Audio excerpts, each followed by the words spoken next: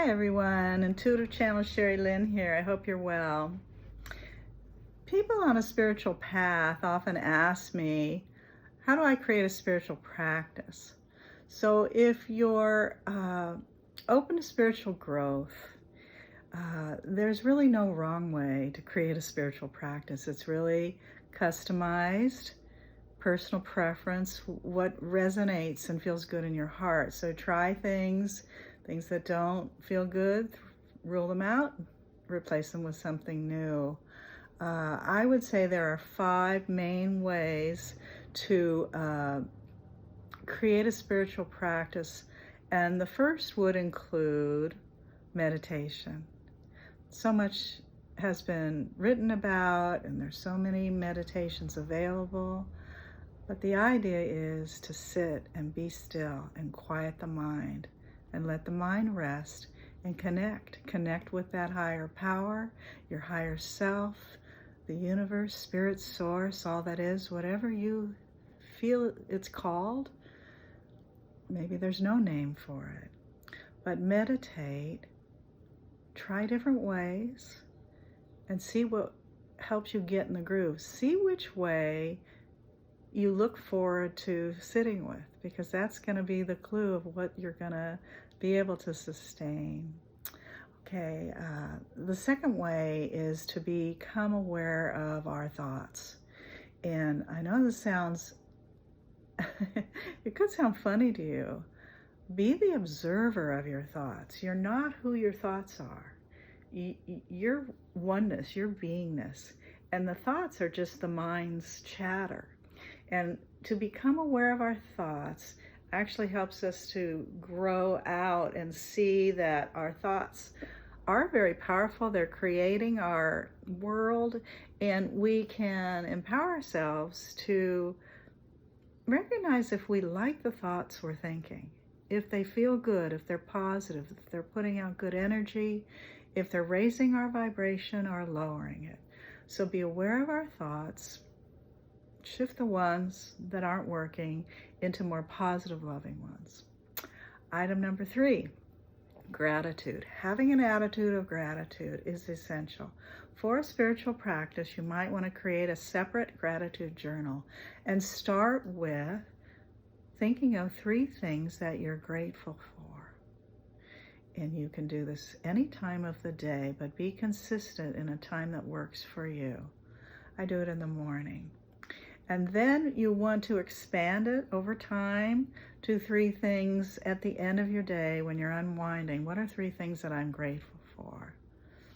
And you know, if you had a rough day, it doesn't have to all be positive, but you could even say, I'm grateful this day is over.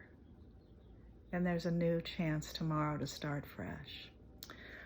Over time, you will find that because your dominant vibration is gratitude, you're going to be finding things throughout the day to be grateful for, and you're going to notice it and just say thank you, thank you, thank you. So what happens with gratitude is the more gratitude we're giving out, the more the universe sends us to be grateful for, and that's in people, places, and conditions. So gratitude is dear to my heart, and it shifts everything. To see the blessings in everything, even when we don't think it's in there, dive deep and find it, because it will be there. Okay, number 4, spiritual practice may want to include forgiveness.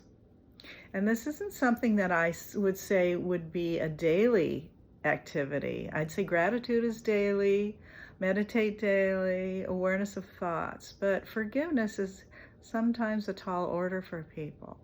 And just put it, you could even put it on the back burner, as when I feel ready, I'm going to work on who I want to forgive, including myself.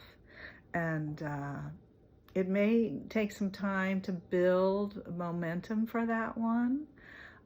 But it's so powerful, because it's not forgiving someone's behavior. We're not condoning that. What it is releasing the energy that we've been holding on to that is detrimental to us because we haven't forgiven someone.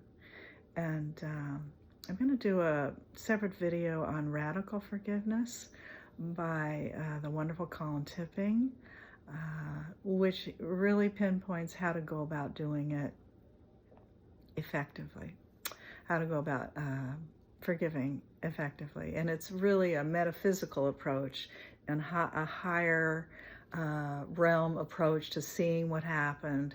And it's really very beautiful. I'm excited to make that video for you. The fifth way to the fifth element to put into a spiritual practice, I would say self-love.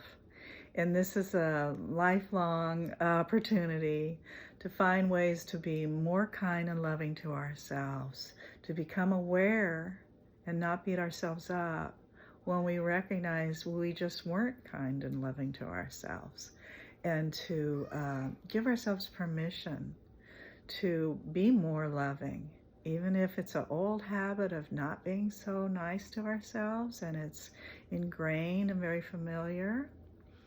Choose with the intention to be more loving to yourself than you were the day before. That could be a 1% increase, but it's progress and it's in the right direction.